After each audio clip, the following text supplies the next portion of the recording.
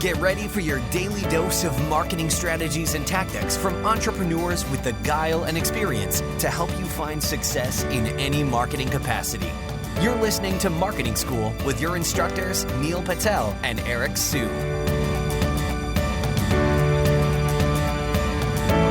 Welcome to another episode of Marketing School. I'm Eric Su.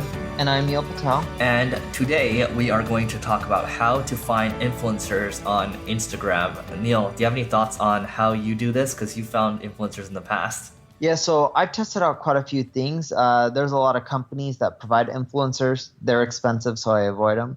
I've also tried reaching out to influencers directly.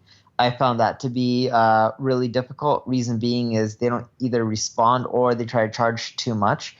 So I found a few things that works. One, try to get to know one influencer. And the way you get to know these influencers is like you can either go to like these influencer parties that like Tai Lopez has, or you could just search like Facebook, Instagram, and keep messaging them and get to know them. So instead of offering them money, I would say like, hey, are you interested in like a part-time job, right? Doing stuff like that allows them to be more quote unquote part of your team.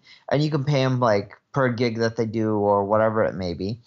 And then have that influencer reach out to other influencers.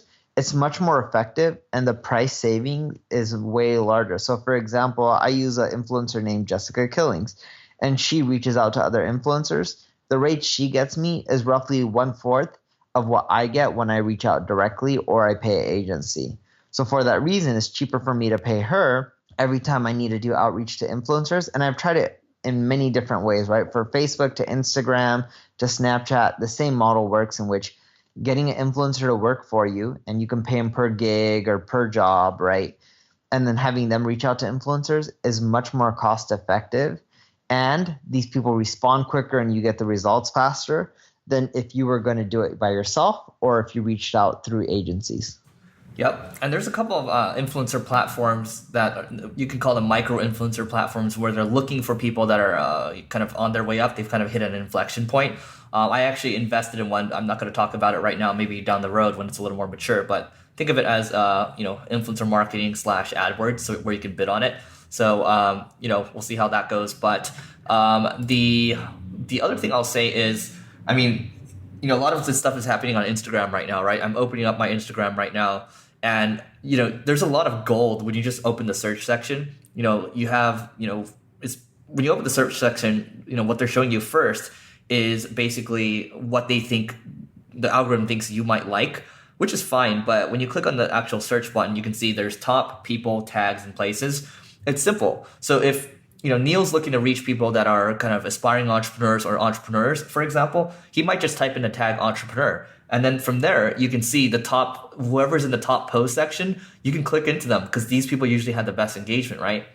And then you find the pages that you like the most. And then in addition to that, once you click into those pages, you can click the little caret button and then you can find similar pages to that as well. And then you can start to reach out to these people. Maybe you can hand this off to somebody else, but I recommend figuring out the process on your own first.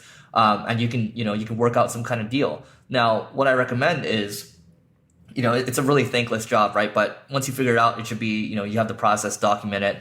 But this is, one of the ways how, Founder Magazine grew so quickly, and they have, over 1 million IG followers now, and, they've got a pretty good business. So, use Instagram, take a look at it. And then, there's other tools out there with, the YouTubes of the world and all that. But I'm specifically, talking about, I guess we're talking about Instagram right now. So, use, look at your places, look at your tags, and look at the people too, and just DM people, and that works really well.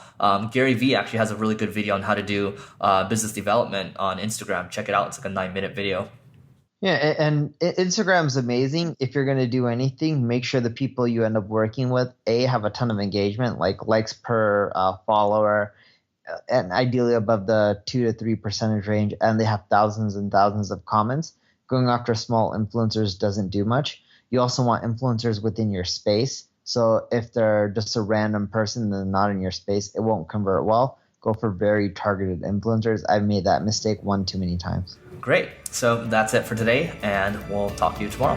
This session of Marketing School has come to a close. Be sure to subscribe for more daily marketing strategies and tactics to help you find the success you've always dreamed of. And don't forget to rate and review so we can continue to bring you the best daily content possible. We'll see you in class tomorrow, right here on Marketing School.